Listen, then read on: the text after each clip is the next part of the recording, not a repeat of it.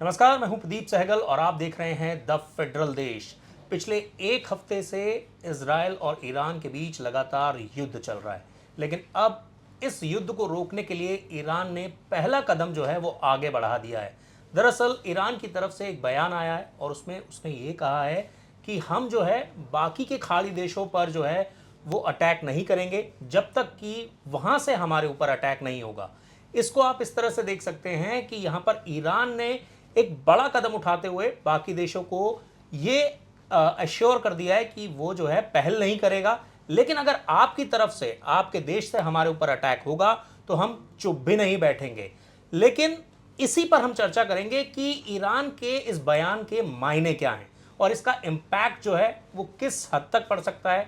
क्या ईरान के इस बयान के बाद ये युद्ध रुक सकता है? इसी पर हम चर्चा करने वाले हैं इस वीडियो में और मेरे साथ मेरे सहयोगी हैं ललित। ललित, आपका बहुत बहुत स्वागत है।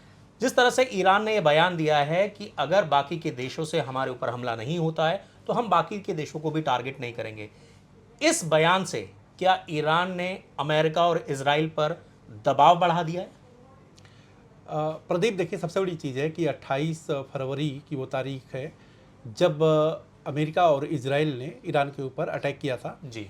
और उसके बाद खामेनेई की हत्या भी हो गई और जी। उनके साथ ही साथ जो बड़े अफसर जो थे, जो ईरान की पॉलिटिक्स को बहुत हद तक इन्फ्लुएंस किया करते थे, सुप्रीम लीडर्स थे और वो अब इस दुनिया में नहीं है। उसके बाद से ही ये लग गया जो है कि निश्चित तौर पे ईरान चुप बैठने वाला नहीं है। और ईरान, अगर उसके पहले का भी देखें तो बार बार जब अमेरिका की तरफ से ये बात आती थी कि ईरान को ये बात समझनी होगी कि ईरान जिस तरीके से यूरेनियम को लेकर के एनरिचमेंट कर रहा है, परमाणु बम बना सकता है, तो उसको रोकना पड़ेगा। अगर ऐसा नहीं करता है तो निश्चित तौर पर उसका खामियाजा उसको भुगतना पड़ेगा। तो पिछले 8 दिनों में, मतलब 28 तारीख से लेकर के आज की तारीख में अगर देखें, लगभग एक हफ्ते में तो निश्चित तौर पे ईरान के राष्ट्रपति महमूद जो पेजेस्कियान हैं, उनकी तरफ से जो एक प्री रिकॉर्डेड मतलब वीडियो संदेश था और उसमें उन्होंने बहुत सारी बातें की कि किस तरीके से ईरान पर हमला अमेरिका और इजराइल की तरफ से किया गया। तो उसकी वजह से क्या हुआ कि ईरान में किस तरीके से निर्दोष लोगों की मौत हुई, उसके बाद बच्चे भी नहीं बख्शे गए और ऐसे ऐसे इलाकों को, ठिकानों को निशाना बनाया गया जो सैन्य मतलब केंद्र नहीं थे। तो कहने का अर्थ है कि ईरान को बड़े पैमाने पर नुकसान हुआ और ईरान को जो कुछ करना चाहिए था ईरान ने किया। लेकिन उसके साथ ही साथ उन्होंने एक बड़ी बात कही कि ईरान उन अपने करीबी उन मुल्कों पर आक्रमण नहीं करेगा जो उसके करीबी देश हैं। तो करीबी देश कौन? बहरीन, आपका यूएई, कुवैत, ओमान, ये सारे। और ये ऐसे मुल्क हैं जिनका वास्तव में कभी भी ईरान के साथ कोई दिक्कत नहीं थी। लेकिन होता है ना कि ये दिक्कत इसलिए शुरू हुई कि चूंकि अमेरिकन जो सैन्य बेसेज हैं इन देशों में, उसकी वजह से ईरान ने उनको निशाना बनाया। अगर वास्तव में अमेरिका और ईरान के आप मिलिट्री पावर को देखें तो इसमें कोई शक ही नहीं है, उसमें कोई तुलना ही नहीं है, मिसमैच है पूरी तरीके से।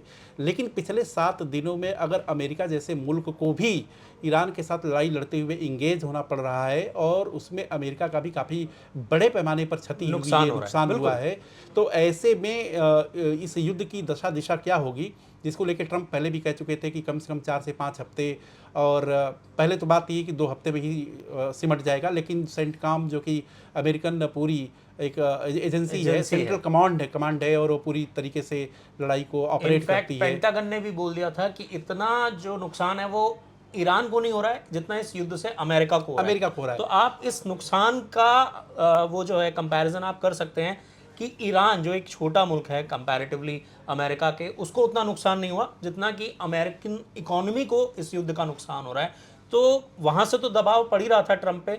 लेकिन मेरा जो मानना है और जिस तरीके से अगर आप इस बयान को देखते हैं तो कहीं ना कहीं ये ईरान का एक दबाव बढ़ाने वाला स्टेप भी है इजराइल और अमेरिका पर, क्योंकि जिस तरीके से अब उसने साफ कर दिया कि वो खाड़ी देशों पर हमला नहीं करेगा, तो खाड़ी देश भी तो अमेरिका और इजराइल को बोलेंगे ना कि आप हमारा बेस यूज मत कीजिए। एकदम ये बड़ा इंटरेस्टिंग है। इसमें प्रदीप, एक चीज़ और ध्यान देने वाली बात है कि जो पेजेस्कियान का जो 5 मिनट का रिकॉर्डेड मतलब जो संदेश है, वीडियो संदेश है, उसमें उन्होंने एक बात रखी, लेकिन राइडर के साथ रखी कि वो अपने पड़ोसी मुल्कों पर अटैक नहीं करेंगे अनलेस अनटिल कि उनके यहाँ से किसी तरह की प्रोवोकेटिव एक्शन ना हो। तो सवाल है कि यूएई कहाँ से प्रोवोकेट कर रहा था, ओमान कहाँ से? ओमान तो मध्यस्थ था, मीडिएटर था।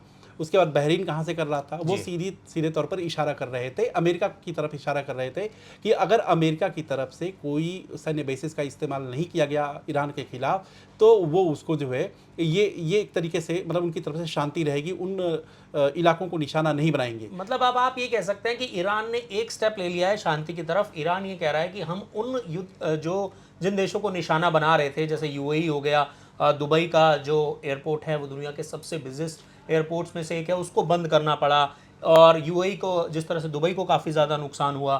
तो अब ईरान ने क्लियर कर दिया है कि हम जो है खाड़ी देशों को टारगेट नहीं करेंगे जब तक कि उनके वहाँ से पहली फायरिंग हम पर नहीं होगी या पहला अटैक हम पर नहीं होगा, तो हम उनको कोई टारगेट नहीं करने वाले हैं। तो इसका मतलब साफ है। लेकिन प्रदीप, इसमें एक बड़ा अहम मतलब उसके थोड़ा सा अगर इनसाइडर इसकी एनालिसिस करिए जी। तो ईरान की जो पूरी एक स्ट्रक्चर है, पॉलिटिकल स्ट्रक्चर है, वहाँ पे जो सुप्रीम लीडर, वही जो आपका स्ट्रेटेजिक जो अफेयर्स, नॉन स्ट्रेटेजिक अफेयर्स में तो प्रेसिडेंट की भूमिका अहम होती है, लेकिन जो स्ट्रेटेजिक जो अफेयर्स हैं उसमें सुप्रीम लीडर की भूमिका अहम हुआ करती है, साथ में आईआरजीसी की।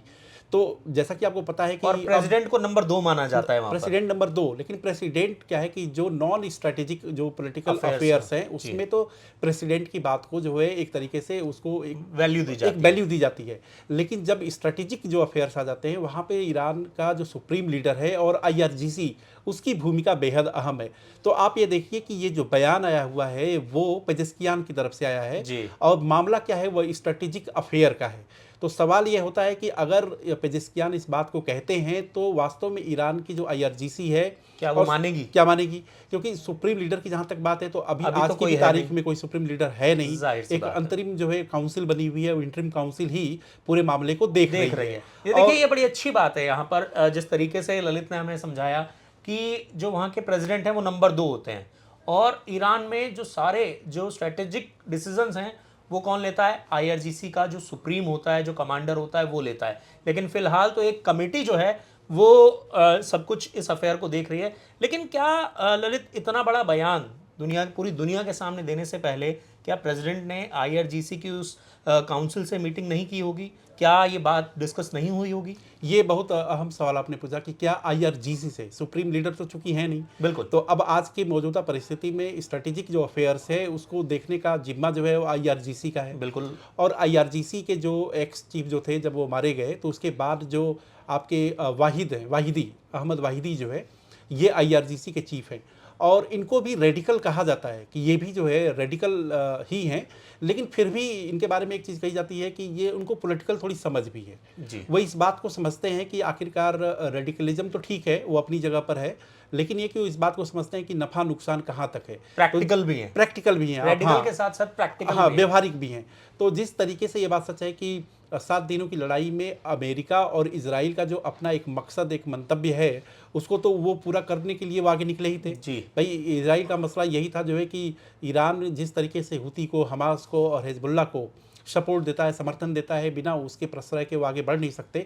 तो वो अपने मंतव्य को, और खामेनेई को जो कि कहा करते थे कि इजराइल कोई मुल्क ही नहीं है और ग्लोब पर हम रहने भी नहीं देंगे, तो एक इजराइल का जो बात समझ में आती है कि इजराइल का एक जो मकसद था वो तो सर्व हुआ कि कोई खामेनेई भी उनका सबसे बड़ा दुश्मन अब इस आप ये कह सकते हैं खामेनेई जो थे अब इस दुनिया में नहीं रहे। क्योंकि इजराइल और जो ईरान है इसके बीच हमेशा से ही टसल रहा है। वहीं अगर हम देखें तो ईरान, जिस तरह से ये भी कहा जा रहा है कि इजराइल को इस बात का भी डर था कि ईरान जिस तरह के जो हथियार है वो बना रहा है, वो कभी भी इजराइल को नुकसान पहुंचा सकते हैं। हो सकता है कि वो पूरे के पूरे इजराइल को एक बार में ही खत्म कर देते। तो ये भी डर जो है वो नेतन्याहू को था। हाँ, नेतन्याहू तो चूंकि मान के ही चलते हैं कि अल्टीमेटली अरब मुल्क जितने भी हैं और मिडिल ईस्ट के जितने भी इस्लामिक कंट्रीज हैं, वो उनके सर्वाइवल के लिए वो खतरा सबसे मुश्किल है। तो आप सोचिए कि इजरायली जो अप्रोच है वो थोड़ा क्लियर है। वो ये मान के ही चलते हैं कि अगल बगल के जितने भी मुल्क हैं, अगर वो हमारे लिए खतरा है और वो प्रोएक्टिव होकर के अगर स्टेप्स नहीं उठाएंगे तो उनके एग्जिस्टेंस के लिए दिक्कत है। तो इजराइल की अपनी बात समझ में आती है। अमेरिकन जो कंसर्न था कि अमेरिका को इससे क्या मिल रहा है या क्या मिला, तो सवाल निश्चित तौर पे है कि अमेरिका का सीधे तौर पर अगर देखें तो ईरान से इतना ही मकसद था, उसका मंतव्य था कि ईरान जो है न्यूक्लियर वेपन न बना सके। दूसरी चीज़ है कि अमेरिका अगर थोड़ा सा बड़े लार्जर पर्सपेक्टिव में देखें तो अमेरिका को ये लगता है कि ईरान के मजबूत होने का मतलब है कि चीन और रूस का मजबूत होना। बिल्कुल। और चीन और रूस के मजबूत होने का अर्थ ये हुआ कि अमेरिका का जो विश्व गुरु बनने का एक सपना है। सपना क्या, वो तो अपने आप को सेल्फ स्टाइल्ड मानता विश्व गुरु ही है। कहते ही हैं, बिल्कुल। दुनिया का दारोगा भी मानते हैं। वो ये चाहते ही हैं कि हम जो कहते हैं उसके हिसाब से वो पूरी वर्ल्ड को सही बात है। डिक्टेट करते हैं। वो वेनेजुएला में घुस जाते हैं, वहाँ के राष्ट्रपति को किडनैप कर लेते हैं, किडनैप कर फिर लेते हैं। अब देखिए किसी भी देश पर हमला कर देते हैं और रातों ही रात उसके जो कमांडर हैं उनको प्रदीप, जिस सबसे बड़ी चीज़ है तरीके कि से खत्म कर अमेरिकन देते हैं। अमेरिकन पूरी फिलॉसफी को अगर आप देखिए तो ये इस फिलॉसफी पे ही बड़ा क्वेश्चन मार्क के साथ है कि जैसे आप और हम ये समझ लें, ये मान के चलें जो है कि ये अमुक व्यक्ति जो है हमारे लिए खतरा हो सकता है, बिल्कुल। और खतरा बनेगा तो उसको हमारा पूरा अधिकार है कि उसको हम खत्म कर दें, भले ही उसके लोकतांत्रिक जो मूल्य हैं उन सबको जो है ताक पर रख दिया ताक जाए। पर रखते हुए, बिल्कुल। पूरी वैश्विक ऑर्डर को जो है डिसरप्ट करते हुए, जैसा कि ट्रंप ने कहा भी था कि हमें इससे कोई फर्क नहीं पड़ता है और कि सबसे दुनिया अहम में बात, महंगाई ट्रंप बढ़े। का जो बयान आया, उन्होंने कहा कि जो ईरान का जो अब सुप्रीम लीडर होगा वो तब तक नहीं बनेगा जब तक अमेरिका नहीं चाहेगा, क्योंकि उसके सुप्रीम लीडर बनने में अमेरिका का भी से होना चाहिए। तो इसका मतलब यहाँ पर इंटेंशन साफ है कि ईरान को कंट्रोल करना चाहते हैं ट्रंप। अमेरिकन पूरी थिंकिंग यही है कि वो ये मान के चलते हैं कि जो भी पूरी दुनिया वर्ल्ड ऑर्डर जो है वो पूरी तरीके से उनके जरिए गवर्न हो, बिल्कुल, तो कंट्रोल कर सके, कंट्रोल कर सकें। तो बहुत कंट्रास्ट है, अमेरिकन फिलॉसफी बहुत कंट्रास्ट के साथ भरी पड़ी है। और कंट्रास्ट के साथ साथ तो कह सकते हैं कि अमेरिकन हमेशा ये सोचते हैं कि उनका इंटरेस्ट हमेशा सधता रहे, चलता रहे। लेकिन जिस तरीके से पेजेस्कियान की तरफ से ये बात आई है, भले ही वो नंबर 2 हैं, स्ट्रैटेजिक अफेयर्स में प्रेसिडेंट की बहुत भूमिका नहीं है, बावजूद अगर ये बात सामने आई है और वो ये कह रहे हैं कि वो अपने पड़ोसी मुल्कों पर हमला नहीं करेंगे। हालांकि आपने देखा कि पड़ोसी मुल्कों पर हमला नहीं करेंगे और उसके बाद जो कुवैत की तरफ से आया जो है कि एक मिसाइल ईरान की तरफ से दागी गई थी, हालांकि हमने उसको नाकाम कर दिया था। तो मतलब आप यहीं से समझिए कि ये विरोधाभासों से भरी हुई बातें हैं। लेकिन फिर भी अगर 7 दिन के बाद ईरान की तरफ से अगर डे एस्केलेशन की बात अगर आती है कि निश्चित तौर पे हम उन बेसेस को, मतलब उन जगहों को निशाना नहीं बनाएंगे जो हमारे करीबी हैं, तो स्वाभाविक तौर पे ये मान के चला जा सकता है, या आप ये कह सकते हैं कि शायद अमेरिका, ईरान को तो ये बात पता है कि ईरान की जो आर्थिक स्थिति उतनी बेहतर नहीं है कि उसको बहुत लंबे समय तक सस्टेन करे, लेकिन कहीं ना कहीं अभी देखना है कि अमेरिका की तरफ से बयान क्या आता है। हालांकि अमेरिका की तरफ से ट्रंप ने कल कह दिया था जो कि आज की जो रात होगी वो बड़ी ही भीषण होगी और हम बहुत ही बड़े पैमाने पे बम्बार्डिंग करेंगे, और ईरान इसके लिए तैयार रहे। बिल्कुल। तो मतलब ये कभी कभी क्या होता है कि लड़ाई के फेज में इस तरह का एक रेटोरिक भी होती है, डराने वाला भी अंदाज है ट्रंप का, जिस तरीके से हम उनके बयान सुनते रहते हैं। कभी वो बोलते हैं कि ईरान को हम पूरी तरह से बर्बाद कर देंगे। फिर उसके बाद ये होता है कि वो खामनेई को ये बोलते हैं कि भले ही हम आपको चेतावनी दे रहे हैं, लेकिन ये मत समझिए कि सिर्फ ये गीदड़ भभकी है, हम अपना काम करके रहेंगे, और वो करके भी दिखाते हैं। ये तो मतलब प्रदीप क्या है कि पूरी दुनिया में मतलब एक तरह से ये दादागिरी है कि ट्रंप जो है वो कुछ भी बोल सकते हैं, कुछ भी कर सकते हैं। लेकिन ट्रंप की बातों पर अब स्थिति ये होगी कि ट्रंप जिस तरीके से बातों को रखते हैं, कहते हैं, उसको पूरी जो वर्ल्ड ऑर्डर है उसको बहुत सीरियसली वो लेते भी नहीं, क्योंकि ट्रंप के साथ ये है कि वो अभी आज की तारीख में क्या बोलेंगे, एक घंटे 2 घंटे के बाद क्या वो कह देंगे, ट्रंप के कोई नहीं जानता है। लेकिन ये बात सच है कि जिस तरीके से अगर डी एस्केलेशन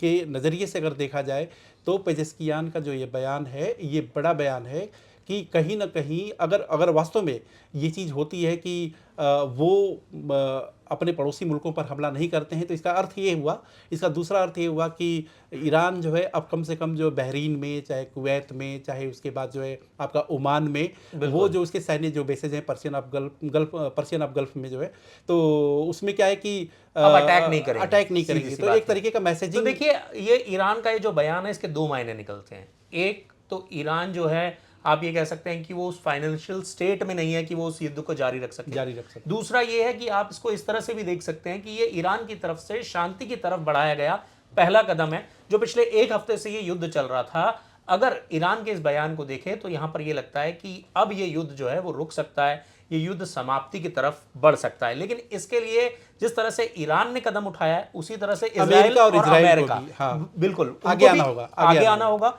उनको भी ये समझना होगा। क्योंकि देखिए Pradeep, read between the lines अगर आप देखें तो उसमें बात यही हो गई कि जब वो ये कहते हैं कि हम अपने पड़ोसी मुल्कों पर हमला नहीं करेंगे अनटिल अनलेस की उनके जो सैन्य बेसेज हैं उनकी तरफ से कोई चीज़ नहीं आती है, तो वो निश्चित तौर पे अमेरिका को इशारा कर रहे हैं कि अगर अमेरिका इस तरह का कोई कार्रवाई नहीं करता है और तो वो आगे बढ़ सकते लेकिन दूसरी चीज एक और है ना ललित, कि यहाँ पर ये दबाव भी तो बढ़ाया जा रहा है ना ईरान के इस बयान से।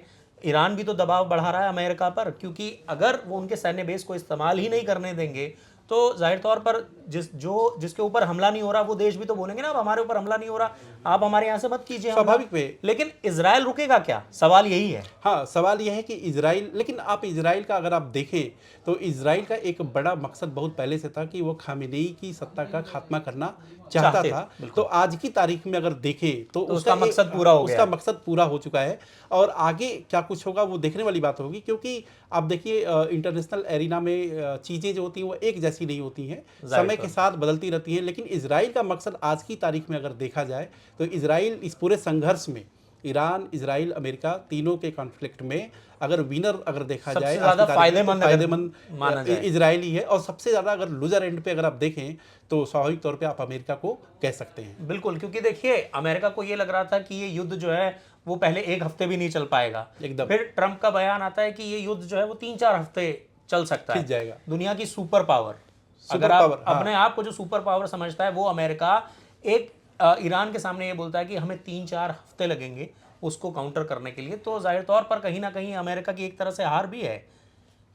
मतलब अमेरिका की हार या जीत का सवाल नहीं है, अभी बात सिर्फ इतनी सी है कि स्वाभाविक तौर पे ये डी एस्केलेशन की तरफ एक पहला कदम है, और जो कि कम से कम है कि ये पूरे वर्ल्ड के लिए अच्छा माना जा सकता है कि ये लड़ाई रुके, क्योंकि लड़ाई का रुकना केवल रीजनल मतलब पीस के लिए ज़रूरी नहीं है, बल्कि वैश्विक स्तर पर जो दिक्कतें परेशानियां बढ़ रही हैं बिल्कुल उस पर लगाम लगना भी बेहद ज़रूरी है। और देखिए ईरान ने तो पहला कदम बढ़ा दिया है, लेकिन अब देखना दिलचस्प होगा कि ईरान के इस बयान पर अमेरिका और इजराइल किस तरह से रिएक्ट करते हैं।